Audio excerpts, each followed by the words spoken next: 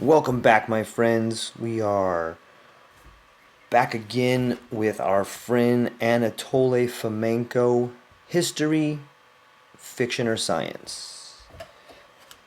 We left off number 4. The foundations of archaeological methods have been based on the Scaligian chronology from the very beginning.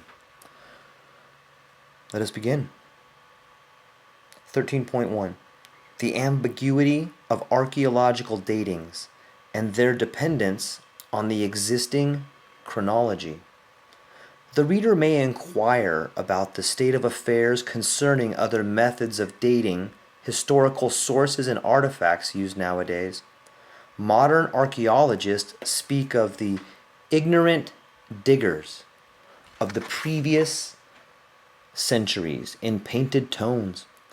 Since many artifacts have become defaced in the search for valuables, the archaeologist Count A.S. Orvois excavated 7,729 mounds in the Vladimir Suzdal area.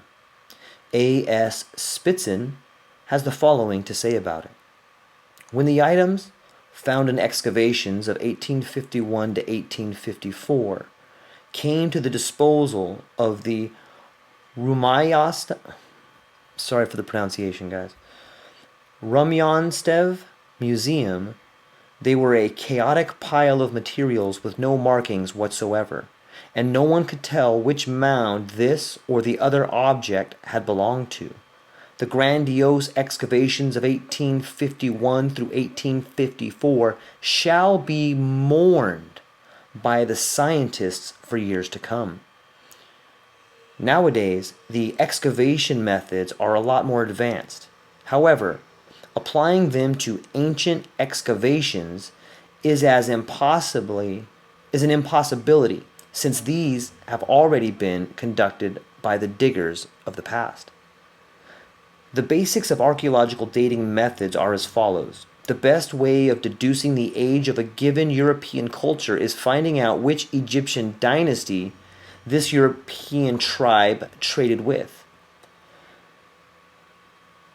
The findings of Mycenae-made Greek vessels in the Egyptian mounds of the 18th and 19th dynasties allow the archaeologist to consider the dynasty and the culture as contemporaries. Similar vessels are found later on in Mycenae together with a particular kind of pin that is later also found in Germany near some urns. A similar urn is found near Fanger, together with a different kind of pin, which resembles the one found in Sweden, in the so-called Barrow of King Bjorn, which can thus be dated as a contemporary of the 18th, 19th Egyptian dynasties. However, it turns out that King Bjorn Barrow could not have belonged to Bjorn, king of the Vikings, a well-known medieval character, since it predates his time by about 2 millennia. Firstly, one fails to understand what criteria of similarity have been used here. Secondly, and a lot more importantly, I might add, all of these methods are heavily dependent on the a priori datings of the ancient Egyptian pharaoh dynasties. This method, which is also known as the dominoes method, and all similar ones are based on pure, unadulterated subjectivism, and principally on Scaligian chronology. Newly found artifacts such as vessels are compared to similar findings dated in accordance with the consensual chronology. The alteration of the chronological scale automatically alters the chronology of the new archaeology findings. An erroneous chronology completely invalidates all such methods. It is little wonder that the archaeologists investing their trust in such methods are constantly confronted with bizarre facts. It appears that in certain remote parts of Europe, one encounters the coexistence of things whose prototypes in the East are separated from each other by centuries. Furthermore, L.S. Klein firmly denies all connections between King Bjorn's Baro and the medieval Bjorn, king of the Vikings. This method tells us only that Bjorn Baro is contemporary to the 18th, 19th Egyptian dynasties. It tells us nothing about the possible datings of these actual reigns, which may well be medieval, along with Bjorn the Viking. The first schemes of Egyptian chronology were based on the work of Manethion, who had compiled the list of the pharaohs, allegedly in the 3rd century BC, and grouped them into 30 dynasties, having added up all the years of reigns and assuming that their reigns have all been consecutive. The figures he got proved formidable.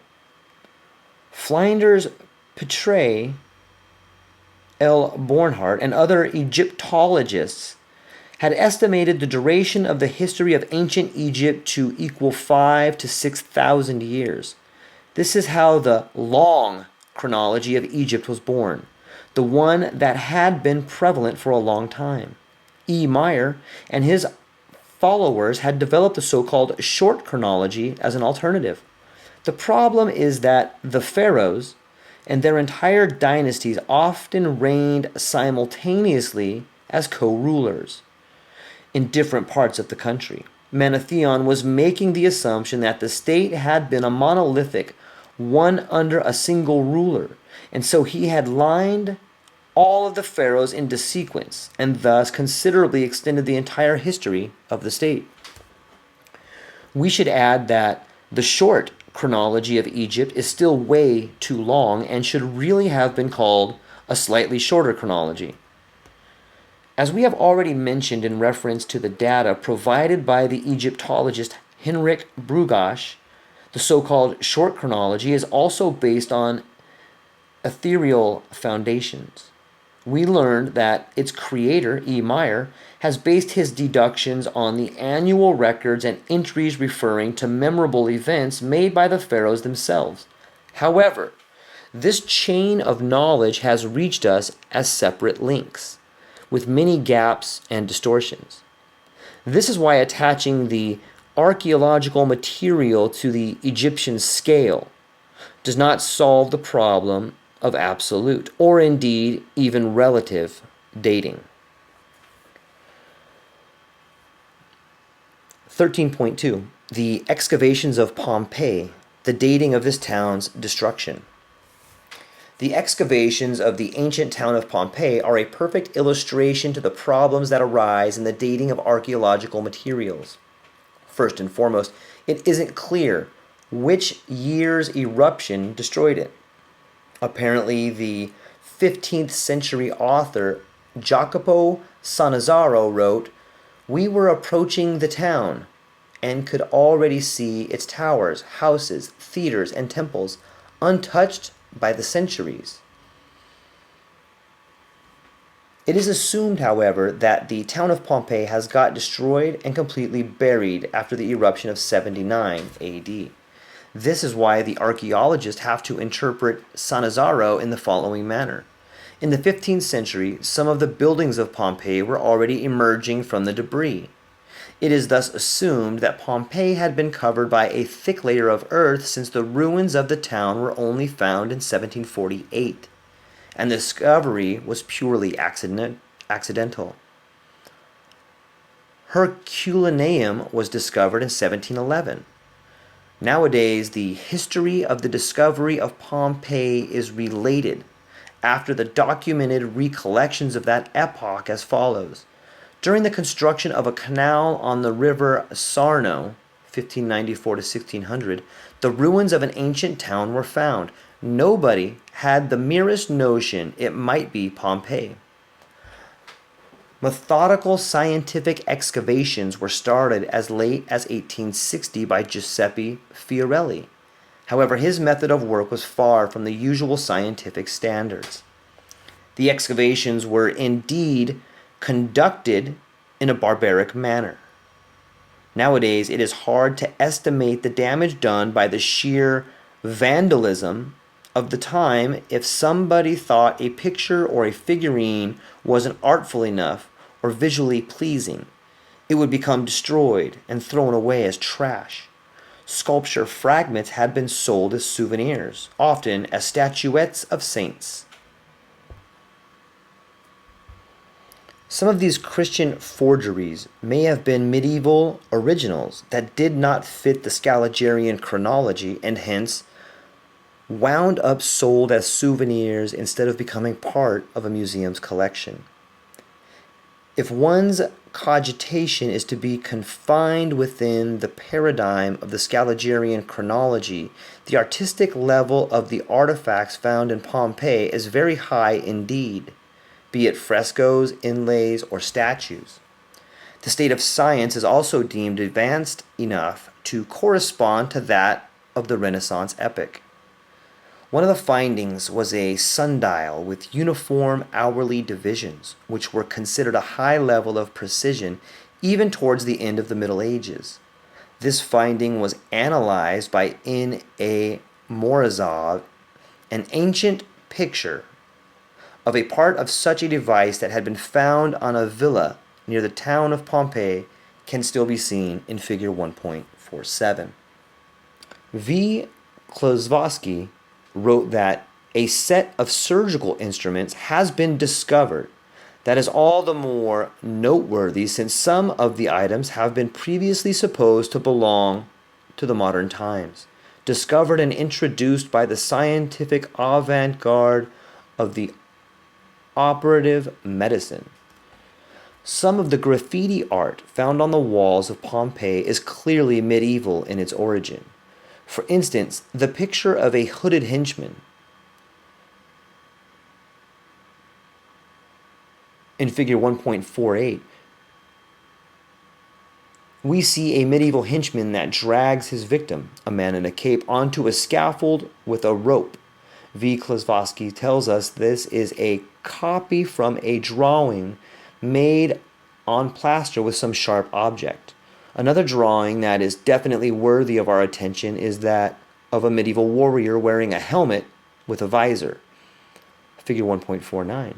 These two drawings are but a small part of the Pompeian graffiti that is explicitly medieval in its concept. One should mark the illustrations that one sees on page 44. Figure 1.5, nowadays we are told that it portrays ancient gladiators. However, what we see is clearly a medieval knight with a visor on his helmet. This is well-known military equipment of the Middle Ages. V. Klosowski sums up his general impression of the excavations of Pompeii as follows. I have been amazed many a time to find that ancient Pompeian artifacts often prove to be spitting images of the objects of a much later epoch. Page 133.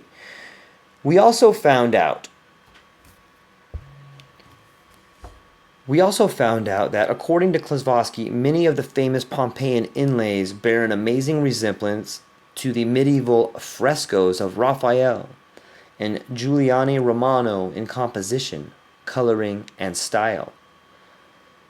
To put it simply, they look like medieval frescoes. An example of such an inlay can be seen in figure 1.51. This is assumed to be the ancient battle of Alexander the Great and the Persian king Darius. The inlay was discovered in 1831 and is now in the domain of the National Museum of Naples. V. Klosowski's comment runs as follows. On the floor of the triclinium, one sees the famous mosaic from colored stone, which now crowns the collection of the museum in Naples.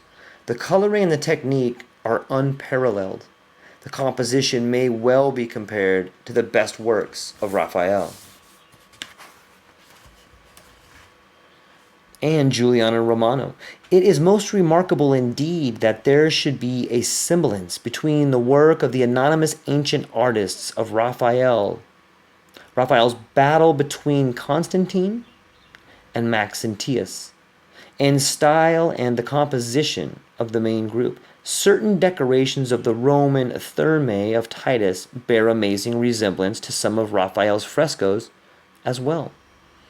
The Scaligerian history, as followed by Klasvosky, tries to convince us that all these works of ancient art were created in the 1st century AD, the latest, and have remained buried until very recently, when the excavations of Pompeii finally began.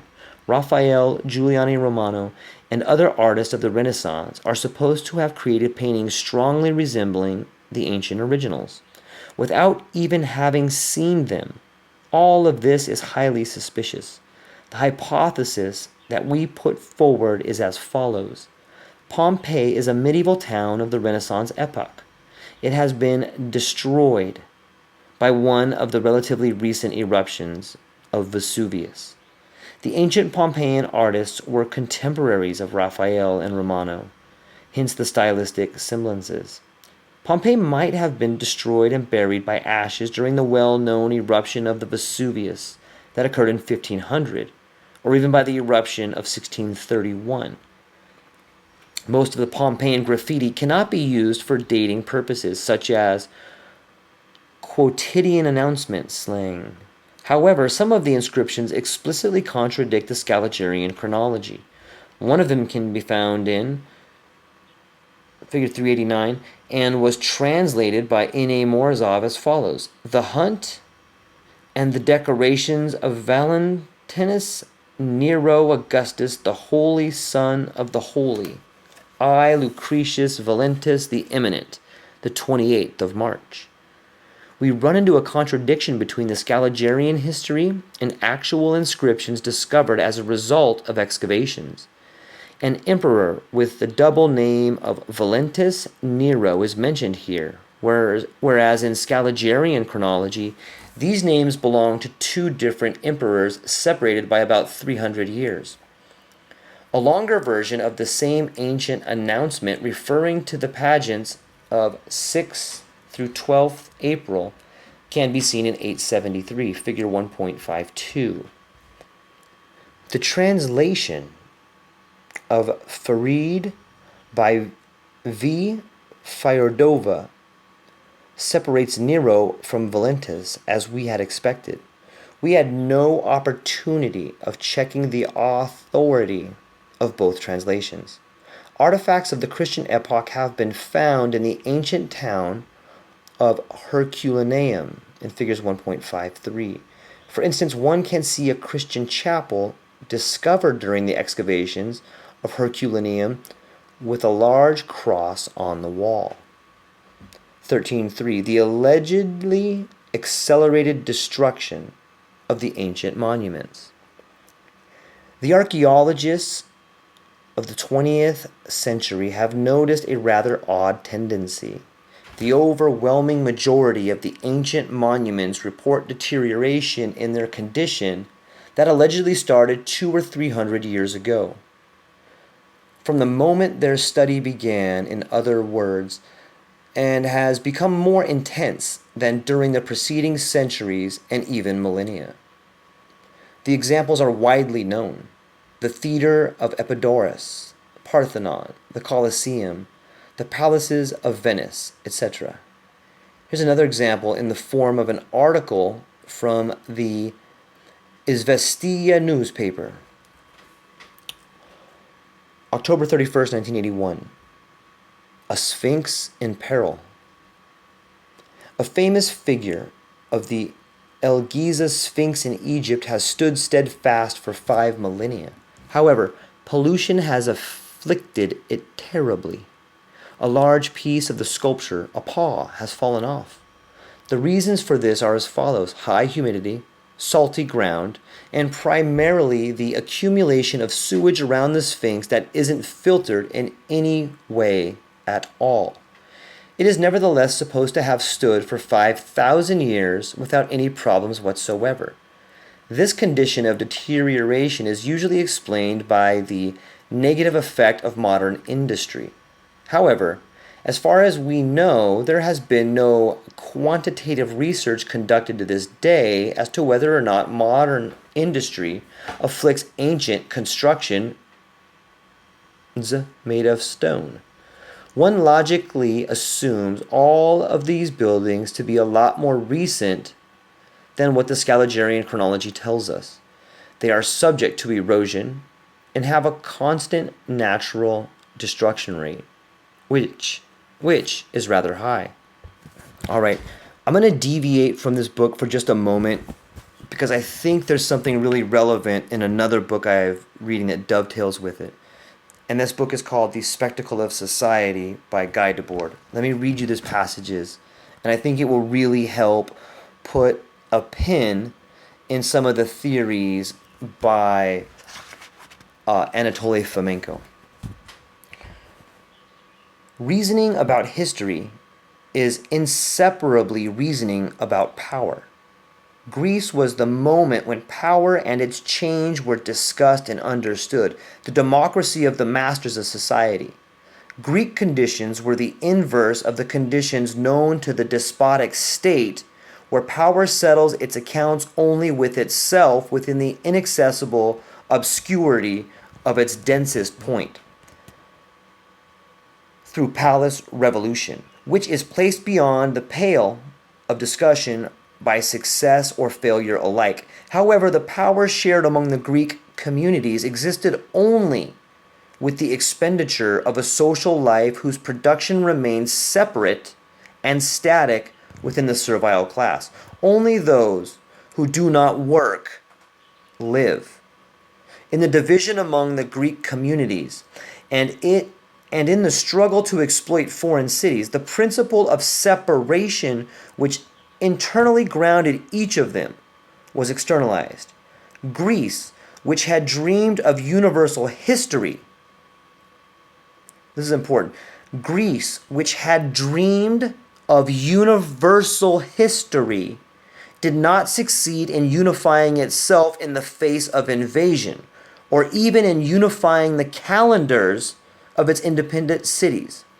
In Greece, historical time became conscious, but not yet conscious of itself.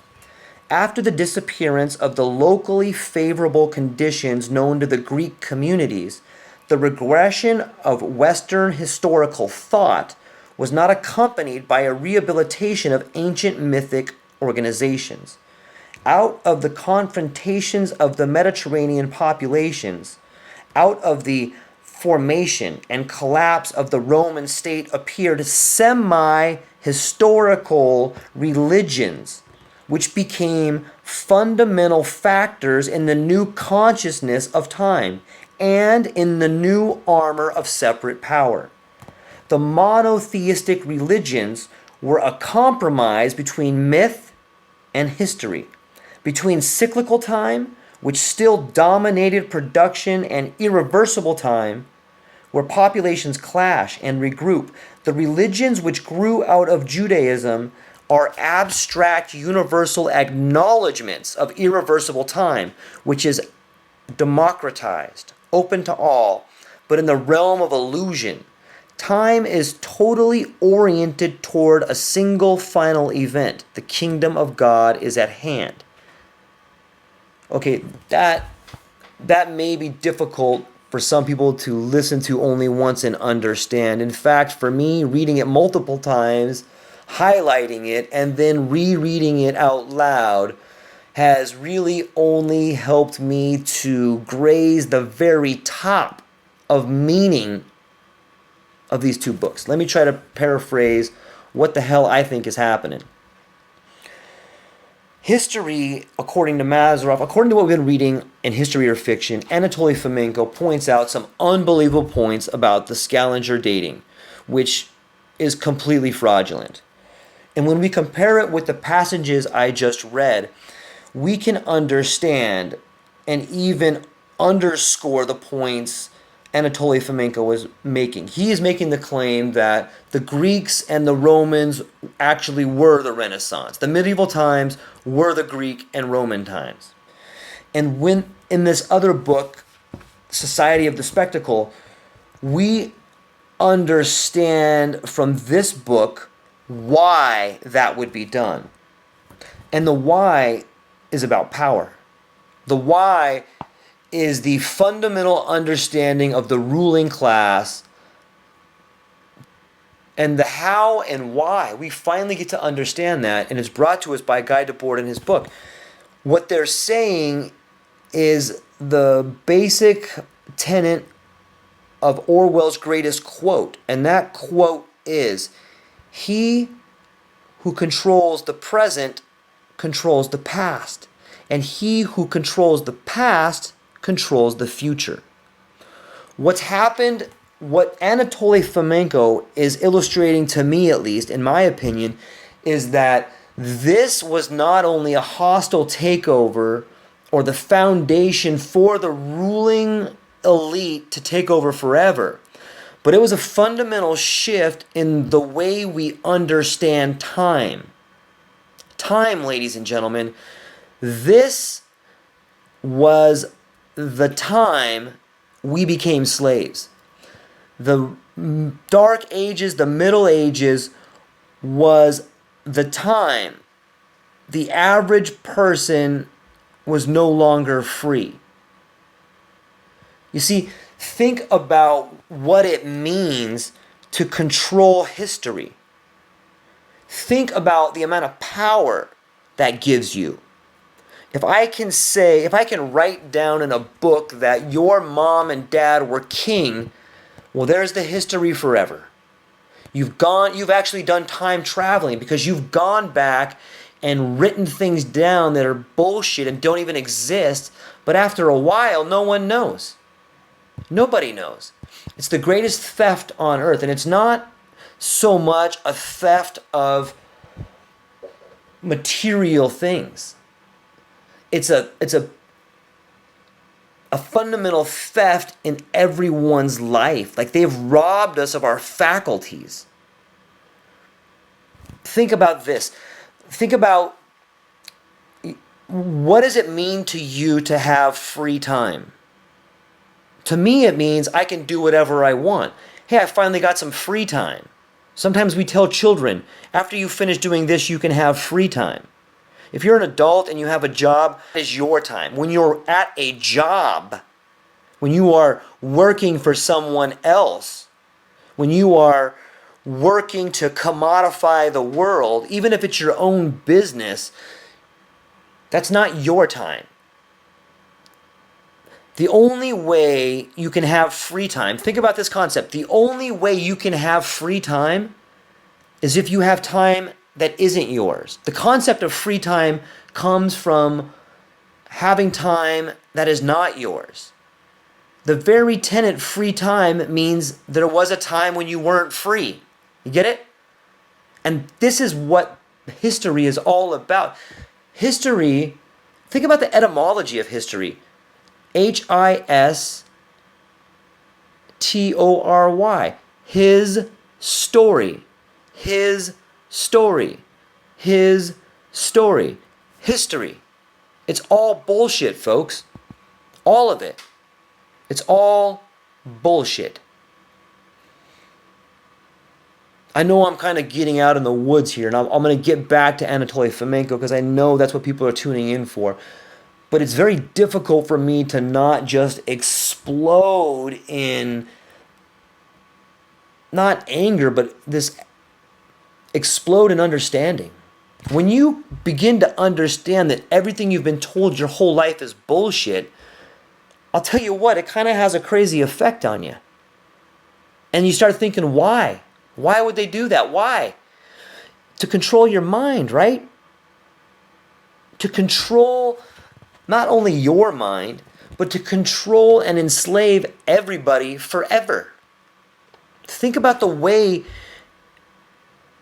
Another point this guy's making is that the monotheistic religions were a compromise between myth and history, right? We know that the Greeks and Romans were not monotheists. They had all the gods on Mount Olympus, and that's not even counting the people that weren't part of the Roman Empire, that believed in the gods of the earth and Pan and all these different gods that were the gods of the barbarians, if you will. So what what the Judaic religions, what the medieval times, and what the scavenger dating has done to the minds of men is fundamentally changed the way we understand the concept of time. According to Guy Debord, the Romans, the Greeks, prior to the Renaissance, if that's even real, they experienced time as a journey. As one travels through time, one is traveling on a journey. A boy grows to be a man. A man grows to be a husband and a provider, who grows to be a scholar, who grows to be an elderly man, and then moves on to the next level, whatever that level is. But they experienced, and not only experienced, but celebrated the very passage of time. Milestones. There were rites of like think of the term rite of passage.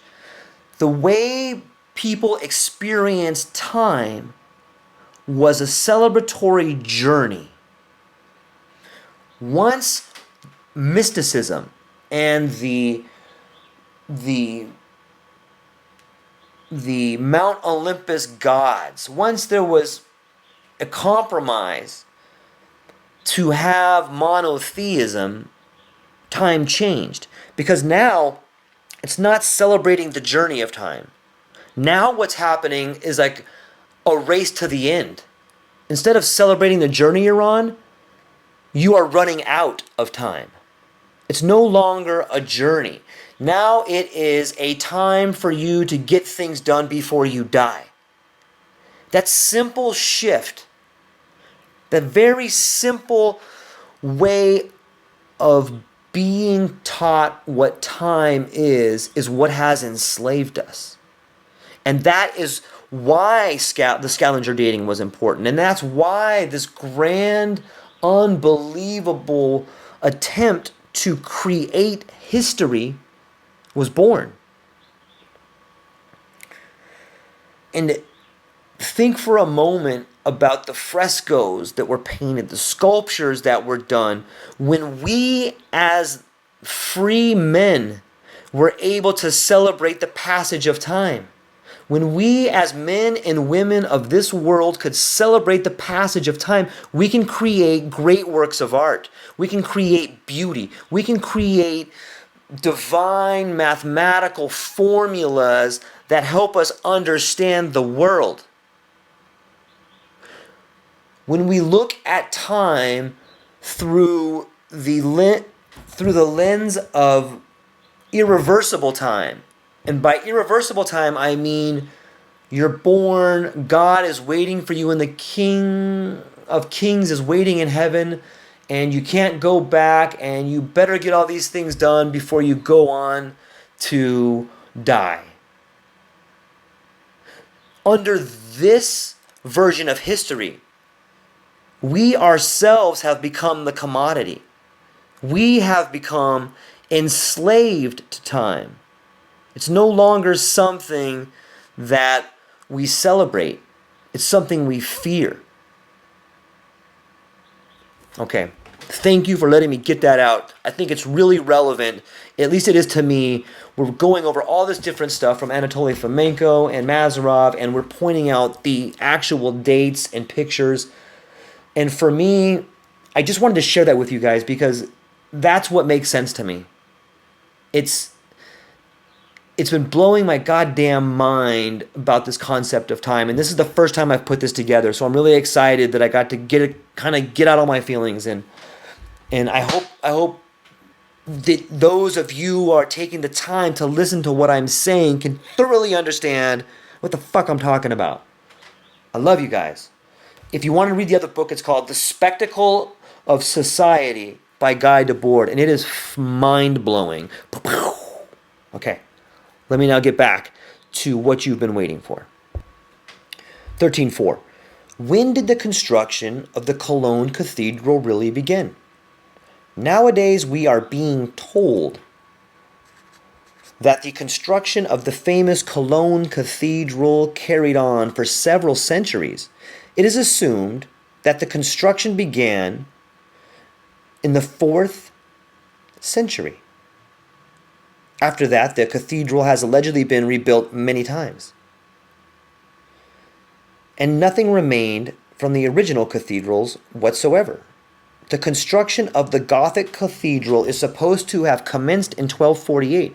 Some sources even mention the exact date as the 15th of August, 1248. It is further assumed that the construction was finished for the most part by the 16th century, circa 1560. After that, this gigantic medieval cathedral has allegedly undergone minor renovations, but by and large, its shape remained unaltered. How valid is this point of view? When was the cathedral that we can see today really constructed? Is the construction that we see truly medieval, dating from the 13th to the 16th century for the most part? In figures 1.55, we can see a schematic drawing from a technical brochure that demonstrates which parts of the cathedral are medieval and which ones were built over the last 2 centuries. The full name of the brochure is Gefahr für den Kölner Dom, Professor Dr. Arnold Wolff. The Dome of Cologne is in danger. Graphic documents on weathering. It was originally addressed to professionals specializing in the preservation and restoration of stone constructions. It was printed in Cologne and can be obtained inside the cathedral.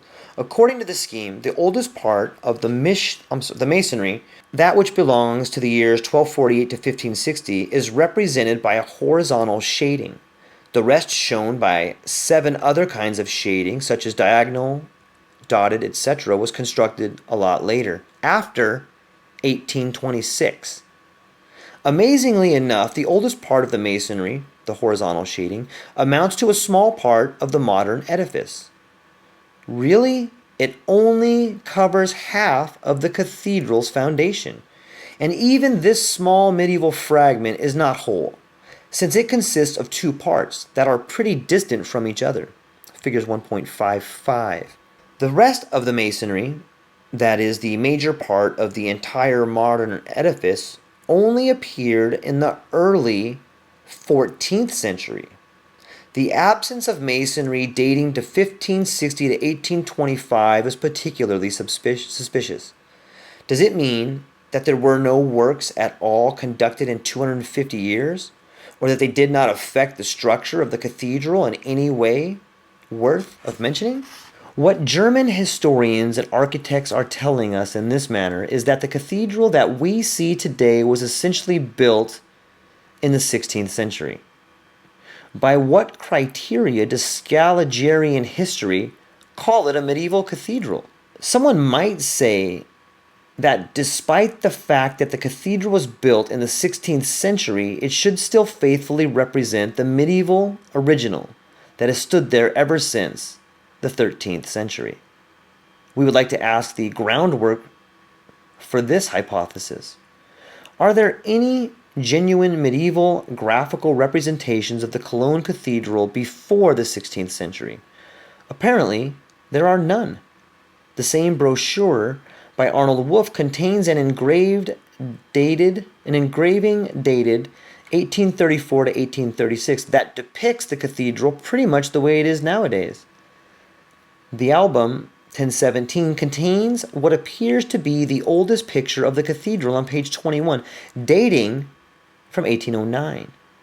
We consider all of this to mean that the construction of the cathedral in its present form has only commenced in the 16th century, which is proven by the masonry scheme as shown above.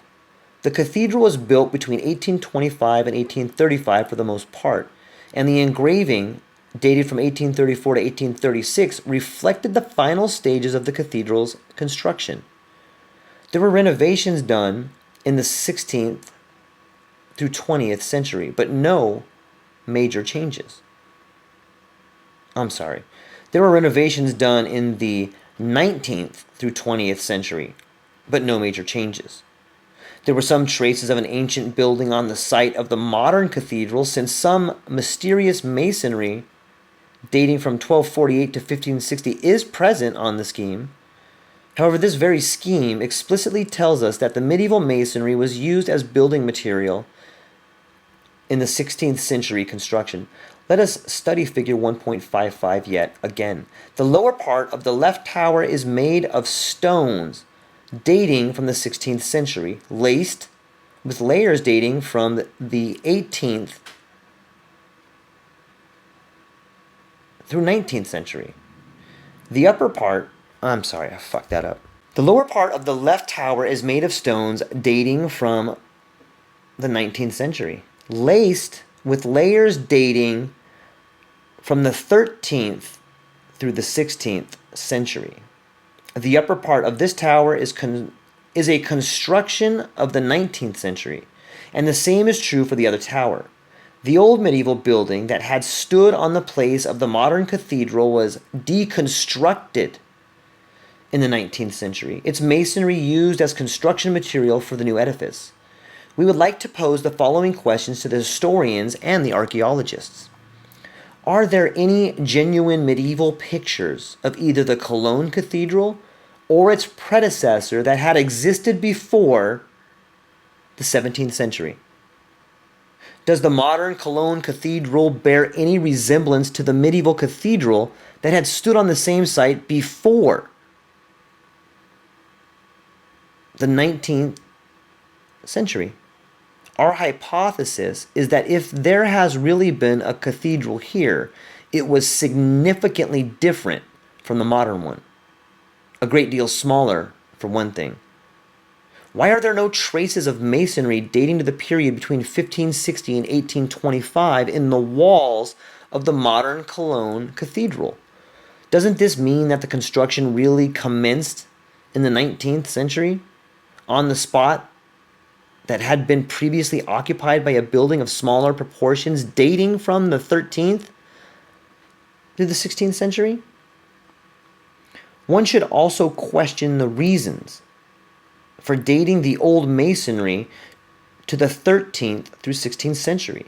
These stones may well belong to the 13th. I am sorry guys, I'm getting tired. These stones may well belong to the 17th through 18th century. Another inquiry that we find worthy of making concerns the methods used by modern archaeologists for dating masonry fragments. How can they be certain that a given stone was used for the construction of a cathedral wall in the year that they consider to be the correct dating, and not some other?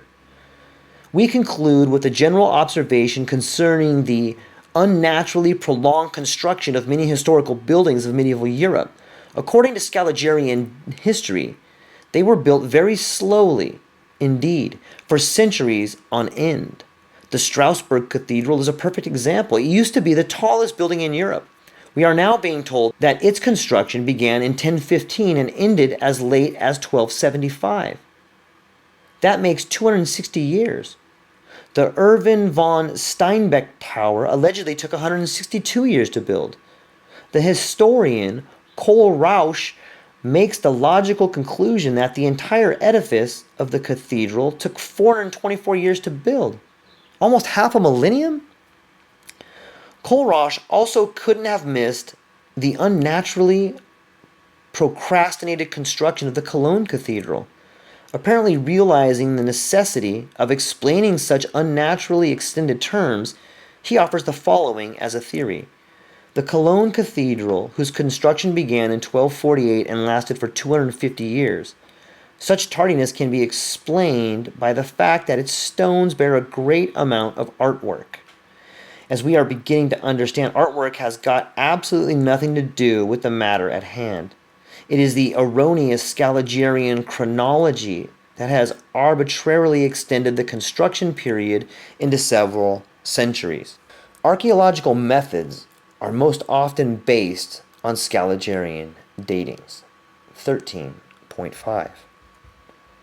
The modern methods of archaeological dating rely on the Scaligian chronology to a great extent, and may often lead the researcher to great errors, which are blatantly obvious in some cases. Let us give a few examples.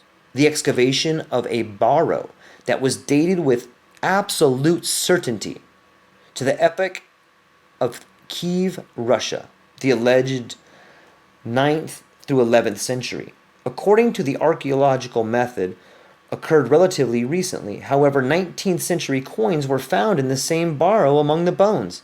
This is mentioned in the article by the Byelorussian historian Zyklowski. He published in 1997 in the 12th issue of the Almanac of History and Archaeology on page 83. It is clear that the coins could not have made their way into the barrow by chance. Is there an explanation? As a matter of fact, there is, and a simple one at that. The ancient barrow belongs to the 19th century, and there is nothing surprising about it, since the pagan church, also known as Romish, had existed in Russia and Byelorussia until the 20th century, complete with specific burial rites. The center of the Romish church had been in the Byelorussian village of Romy. In the 19th century, it had possessed an archbishop, more than 100 parishes, and a special language used by priests in sacraments. There is a 19th century volume containing a detailed description of this old Russian pagan church. Another example, a different barrow is being excavated, and the archaeologists make another perfectly certain dating that ascribes it to the Bronze Age. The ground under the barrow had been virgin until the hole that preceded the barrow had been dug. Some 18th century ceramics were found in this hole. It could only have got there during the burial. This is yet another case of the archaeologist using scientific methods for the dating of the 18th century mound to the Bronze Age, or the time when the rather inexperienced humanity could not have fathomed the intricacies of iron metallurgy. But the 18th century was a period when both iron and steel were already known quite well. This barrow only got dated to the Bronze Age since it hadn't contained any steel or iron items. In the cases described, the barrows contained objects that contradicted their initial datings. If there are no such objects, the archaeologists date the barrows scientifically to times immemorial. The very method of archaeological dating appears extremely flawed and wholly dependent on the a priori known Scaligerine chronology. It blows my mind, ladies and gentlemen, the lack of critical thinking by people today. Like, what the fuck are we doing? You know how many people just listen to TV or listen to the radio and like believe everything coming out of there? Like, I don't like it. I don't understand it. Like, what? Why? Why? That's all I got, guys. I'm going to try to whip it out more. I'm on vacation this week, so I've had a lot of calls to finish this series, and we are only a quarter of the way through this book, so we're going to be powering down. I'm going to try to break them down into bite-sized chunks and get some more out there for you guys. Thank you very much for your time, spending a little bit of time with me, listening to me, and thank God for every single one of you listening to this. You are the future. You are the resistance. You are the fucking only people thinking out there. I love you. I love you. I love you. Thank you.